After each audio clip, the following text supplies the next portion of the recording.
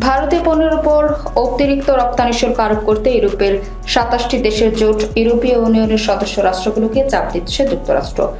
সূত্রের বরাতে এক প্রতিবেদনে তথ্য জানিয়েছে মার্কিন সংবাদ মাধ্যম এক্সিওসের প্রতিবেদনে বলা হয়েছে, যুক্তরাষ্ট্র চায় যে ইইউ রাশিয়ার উপর অর্থনৈতিক চাপ আরও বৃদ্ধি করুক, রাশিয়ার কাছ থেকে তেল এবং গ্যাস ক্রয় সম্পূর্ণভাবে বন্ধ রাখুক এবং রাশিয়া থেকে তেল কেনার দায়ে ভারত ও চীনের উপর উচ্চহারে শুল্ক আরোপ করুক। পাশাপাশি রাশিয়া ইউক্রেন যুদ্ধ ইস্যুতে ইইউ নেতাদের অবস্থান নিয়ে দিন দিন অধৈর্য হয়ে উঠছে হোয়াইট হাউস।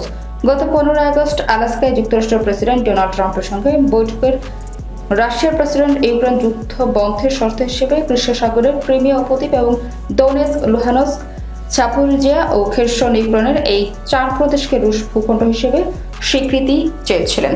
পুতিনের এই শর্ত রাজি আছেন ট্রাম্প, কিন্তু ইইউ নেতারা এই শর্তে এখনো সম্মতি হয়নি। হোয়াইট হাউসের অধৈর্য হওয়ার কারণ এটাই।